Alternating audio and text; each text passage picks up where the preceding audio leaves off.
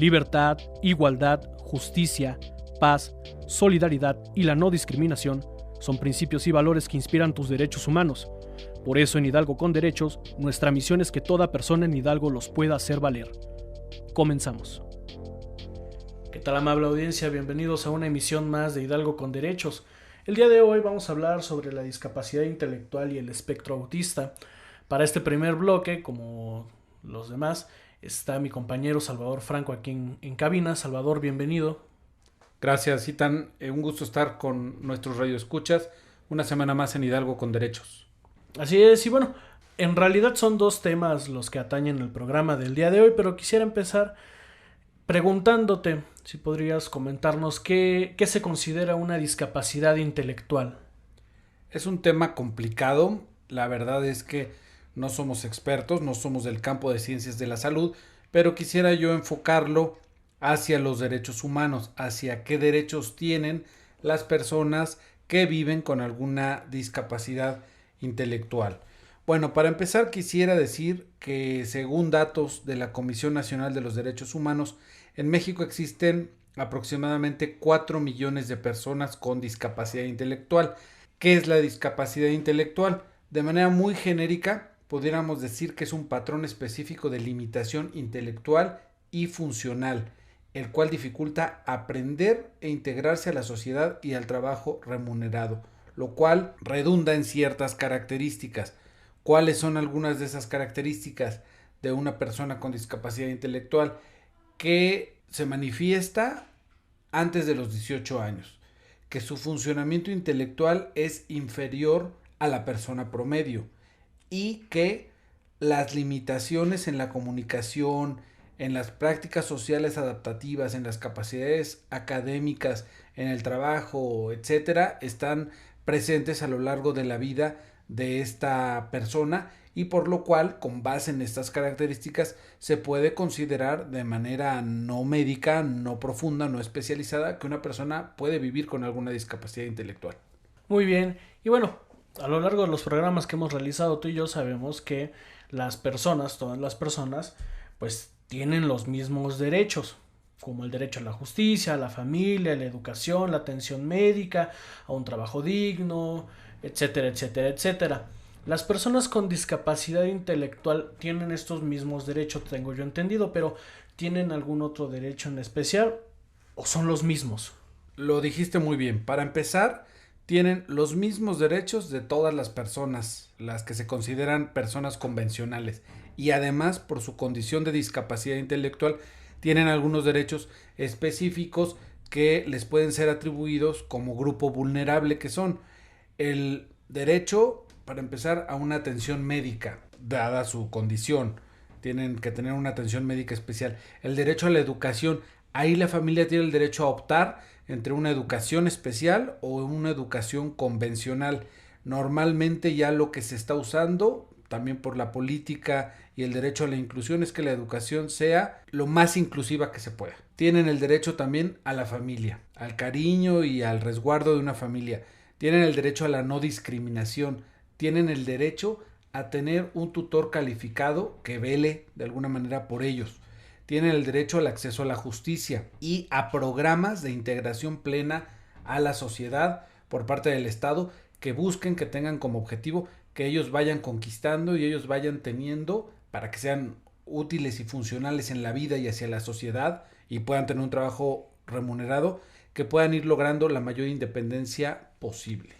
Qué bueno que comentas esto. Hace muchos años, aquí en México, muchas personas veían con cierto desdén a las personas con síndrome de Down. Es una condición pues, intelectual, no es una enfermedad, y por ello ellos pueden llegar a ser independientes. Aquí en México no está muy acostumbrado que se vea esto, pero en países como España hay licenciados en Derecho, igual en Sudamérica.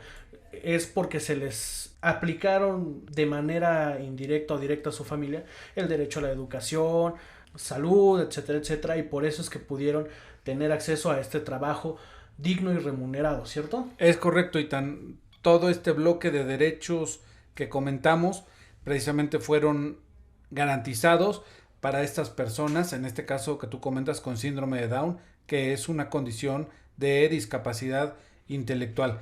Hay que aclarar, sí, que tanto el síndrome de Down como el autismo, que es de lo que vamos a hablar hoy, no siempre significa una discapacidad intelectual, pero en algunos casos sí. Y me faltó por ahí otro derecho. Tienen derecho a la protección contra toda forma de explotación, abuso o trato degradante. Y ahí tiene relación también con lo del tutor, que sea una persona que esté al pendiente de ellos y que sea responsable de su cuidado, como si fuera un miembro o como si fuera alguien de su familia. Muy bien, Salvador, ¿qué te parece si pasamos a escuchar la cápsula que nos preparaste sobre este tema? Sí, sobre cómo comportarse con una persona con discapacidad, me parece bien. Nos escuchamos al regreso. Esta es una cápsula informativa de la Comisión de Derechos Humanos del Estado de Hidalgo. Regresamos. Basados en la literatura que nos proporciona la Comisión Nacional de los Derechos Humanos, queremos darles algunos tips para saber cómo comportarse con una persona que posee alguna discapacidad intelectual. Primero, hay que tratar a los adultos con discapacidad intelectual como adultos y a los niños como niños. Cuando usted hable con alguien que tiene alguna discapacidad intelectual, procure estar alerta a las respuestas de este para que usted pueda adaptar un método de comunicación si es necesario. Por ejemplo, puede usar oraciones simples y directas o bien formas de comunicación visual, tales como gestos, diagramas o demostraciones. Use un lenguaje concreto y específico. Utilizar el humor en la comunicación está bien, pero no interprete la falta de respuesta como mala educación. Algunas personas no pueden entender sarcasmos u otras sutilezas del idioma. Las personas con lesiones cerebrales pueden tener falta de memoria, por lo que pueden llegar a repetirse en sus conversaciones o requerir que quien es su interlocutor repita la información que dijo con anterioridad. Las personas que además presenten problemas de percepción auditiva pueden tomar apuntes para ayudarse a recordar direcciones o la secuencia de sus trabajos. Asimismo, les puede beneficiar mirar una demostración del trabajo. Repita la información usando diferentes palabras o un método diferente de comunicación si es necesario. Conceda tiempo para que la información sea completamente entendida. En una conversación, las personas con discapacidad intelectual pueden responder lentamente. Hay que darles el tiempo necesario para hacerlo. Sea paciente, flexible y muestre apoyo. No pretenda entender todo en un primer momento. Pídale a la persona que repita lo que dijo. Algunas personas con discapacidad intelectual pueden fácilmente distraerse. Trate de no interpretar esto como una descortesía. Tenga por último presente que los valores del respeto, de la aceptación, de la inclusión y de la tolerancia deben estar presentes en nuestras relaciones cotidianas con las personas que viven con alguna discapacidad intelectual. Esta fue una cápsula informativa de la Comisión de Derechos Humanos del Estado de Hidalgo. Continuamos.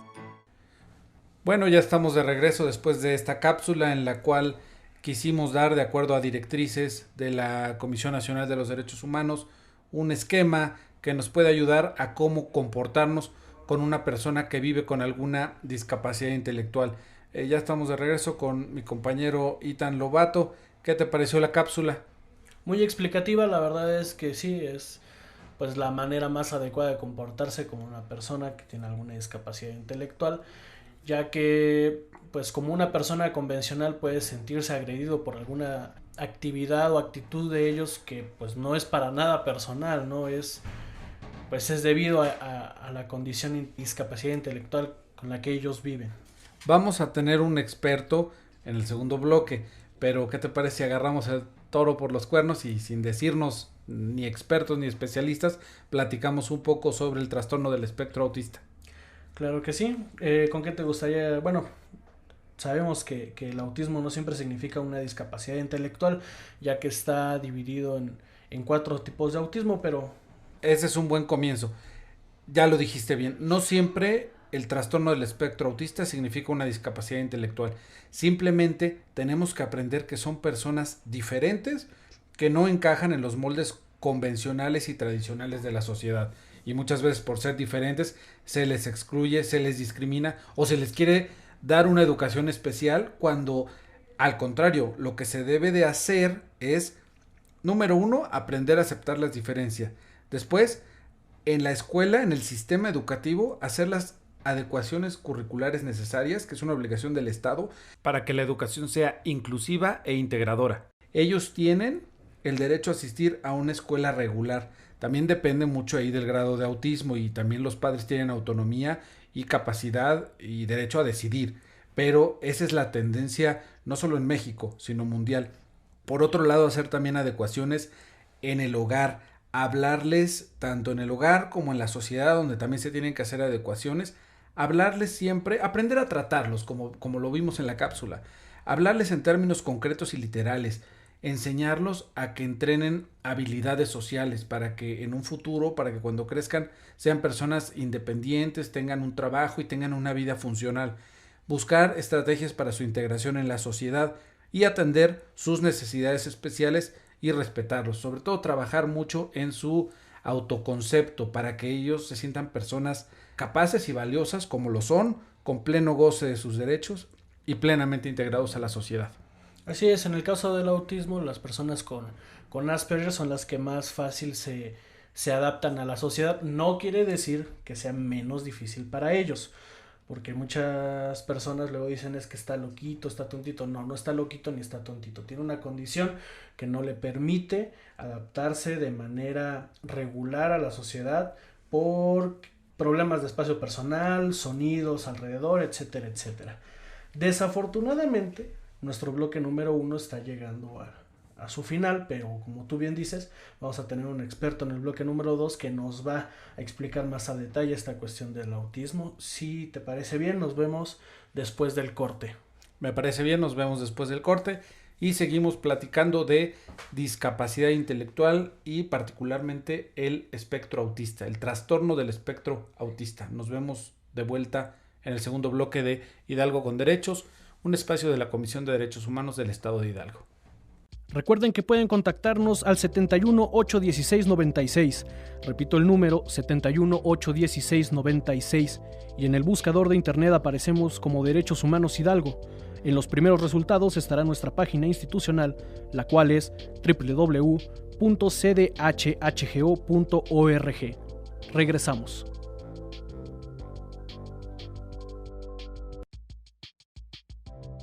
Estamos de regreso en Hidalgo con Derechos.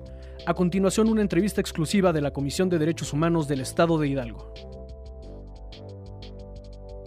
Amable audiencia, estamos de regreso en Hidalgo con Derechos.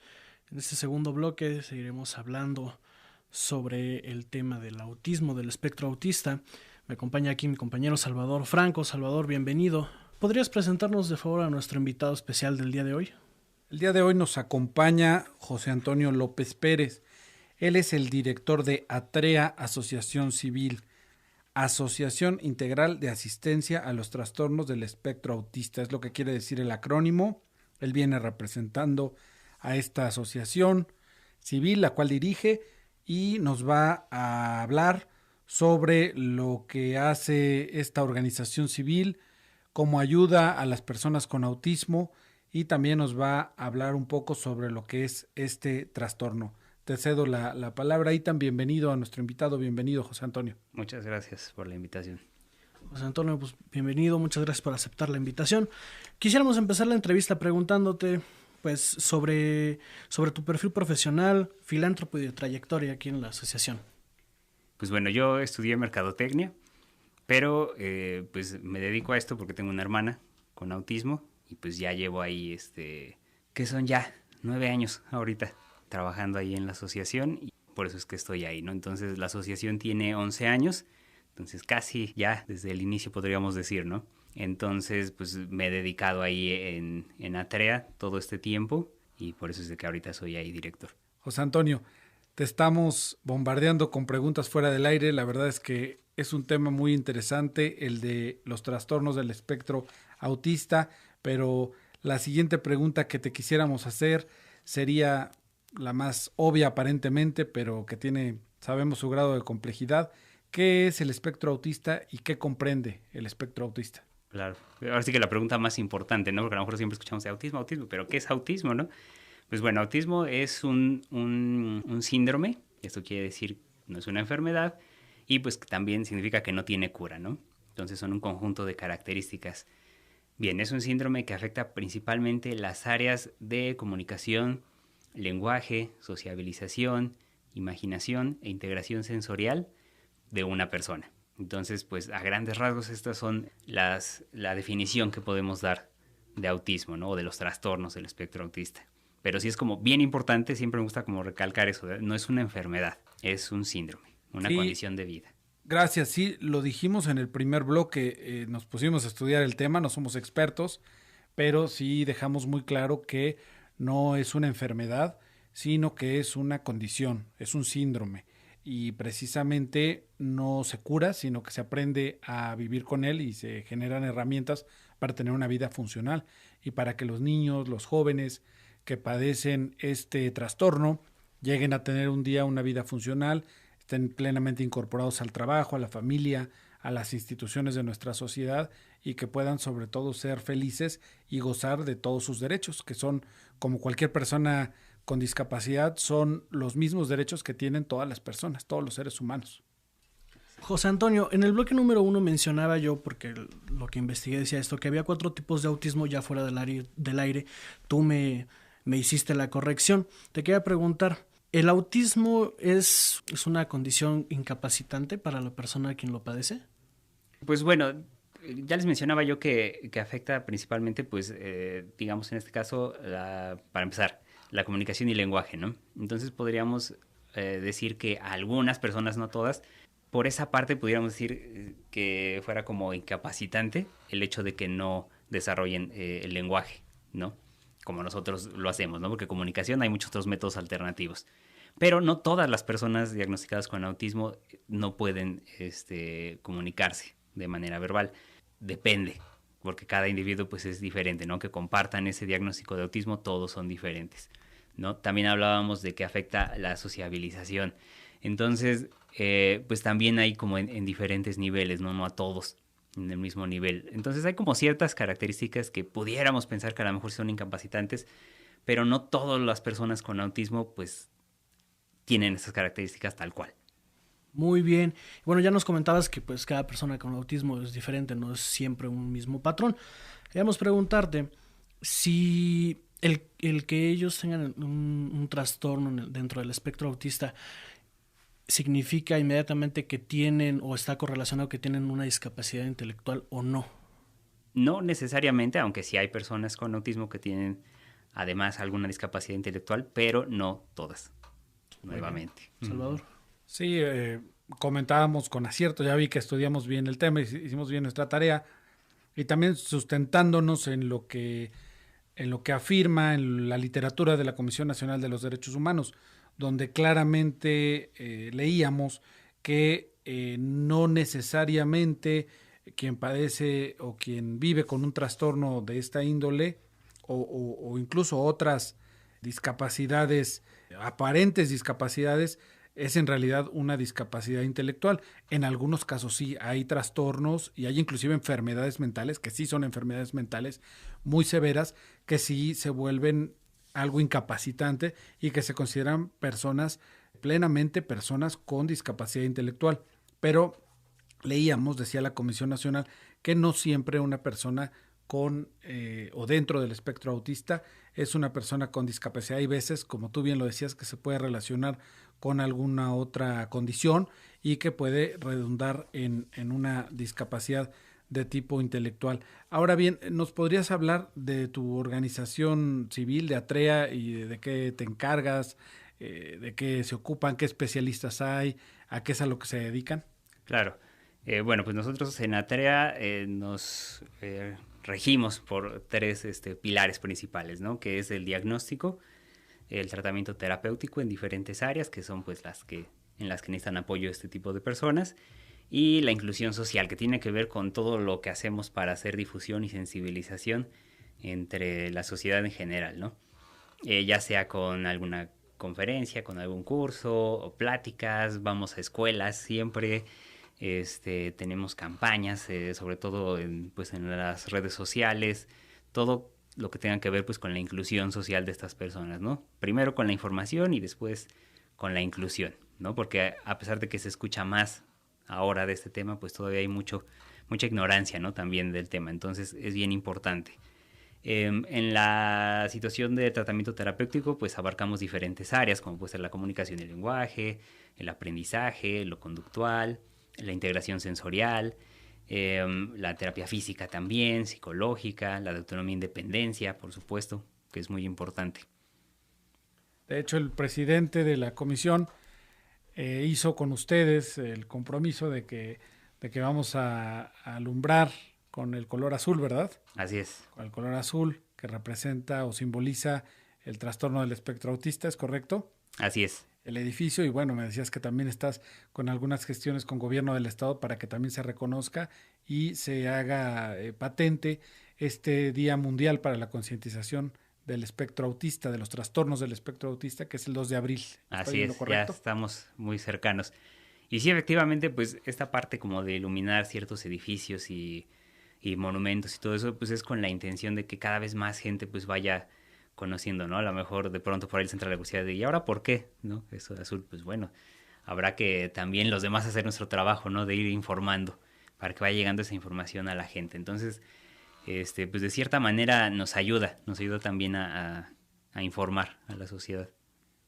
Muy bien, y bueno, comentábamos fuera del aire que en algunas ocasiones incluso los papás no saben cómo reaccionar porque no saben identificar qué aspectos de un niño autista lo define como tal, y en el flyer en el que nos hiciste favor de entregar vienen unas cuestiones: prefiere estar solo, no mirar directamente a los ojos, se ríe o llora sin causa aparente, por nombrar algunos, cree que es sordo o le angustia el ruido. Si ellos identifican una de estas actitudes en sus hijos, pueden ir con ustedes para recibir un diagnóstico pues más amplio, ¿no? Así es, para recibir más información y pues ya de ser así, pues pasar a lo mejor a una valoración diagnóstica. Este diagnóstico tiene una cuota de recuperación, ustedes lo ofrecen, ¿cómo está la situación? ¿Nada más van, se presentan? Lo principal es que vayan, ¿no? Porque sí hay una cuota de recuperación, pero aquí lo importante es de que pues se acerquen y que acudan para que puedan conocer exactamente pues cómo es el proceso y también cuál es la cuota de recuperación, porque es importante que vayan para poder, se define en base a digamos, un estudio socioeconómico que hacemos, entonces, pues, que acudan, es lo principal. Aquí dice en la información que nos proporcionas que, aunque no existen estadísticas precisas de la incidencia, se estima que 1 de cada 300 nacimientos es afectado por los trastornos del espectro autista. Esto te quiero preguntar, ¿es en México o es a nivel mundial? Esto es en México y de hecho ya aumentó la incidencia. La incidencia. No hay un censo como tal para poder afirmar cuántas personas con autismo existen en México, ni en Hidalgo, ni en ninguna parte de México, ¿no? Claro. Esto se hizo en base a un estudio muestra que realizó la Clínica Mexicana de Autismo en conjunto con una organización de Estados Unidos que se llama Autism Speaks. Entonces, hicieron un estudio muestra en diferentes ciudades representativas de México. Esto les arrojó, aunque ahorita ya aumentó a 1 de cada 110. Entonces, estamos hablando casi del 1% de la población. ¿Cuáles son los 3 niveles que nos comentabas fuera del aire dentro del espectro autista? ¿Se lo quieres explicar a nuestros radioescuchas? Claro. Pues esos 3 niveles van en función del apoyo que necesitan estas personas con autismo, ¿no? Digamos que el nivel 3 necesita pues mucha ayuda el niño, la persona. En el nivel 2 pues necesita ayuda y en el nivel 1 pues necesita poca ayuda. Y el 1 decías que es lo que antes se conocía como el síndrome de Asperger. Así es, o el autismo más funcional. Moderado, el más funcional. Así es. El más leve, digamos. Así es. Muy bien. Ita. Bueno, desafortunadamente el bloque número 2 está llegando casi a su fin, pero ¿te gustaría agregar algo más? ¿Quisieras por favor darnos tu ubicación, números, información de contacto en general? Claro, pues nosotros estamos en Boulevard Real del Valle, número 58, en el fraccionamiento Real del Valle, aquí en Pachuca. Tenemos en Facebook, Twitter, Instagram, nos encuentran como Atrea Autismo. Y pues nuestro teléfono, que es el 1082-508. Entonces, por cualquiera de esos medios nos pueden contactar. ¿Qué más? Pues el 2 de abril, que es el Día Mundial para hacer conciencia del autismo. Y vamos a tener una caminata, que es lo que cada año hacemos para Lo mismo es para sensibilizar, no es carrera, no tienen que entrenar, no hay ningún costo, nada, solo es para sensibilizar y la vamos a hacer el 7 de abril. Lamentablemente, pues el tiempo se nos ha acabado, Salvador. José Antonio López Pérez, director de Atrea AC, muchas gracias por aceptar la invitación que más bien te hizo nuestro presidente, el licenciado Alejandro Aviv, y nosotros gustosos de tenerte aquí con nosotros. Y a ustedes, Radio Escuchas, gracias por estar con nosotros una semana más en Hidalgo con Derechos, un espacio de la Comisión de Derechos Humanos del Estado de Hidalgo. Hasta pronto. Les recordamos, también pueden acercarse a la Visitaduría Metropolitana, ubicada en el Centro de Justicia para Mujeres, o a cualquiera de las visitadurías regionales ubicadas en los municipios de Apan, Huejutla, Ixmiquilpan, Jacala, Tenango de Doria, Tizayuca, Tulancingo y Zacualtipán, cuyos domicilios y teléfonos se encuentran disponibles en nuestra página web www.cdhhgo.org. Por nuestra parte ha sido todo esta semana, los esperamos en una emisión más de Hidalgo con Derechos.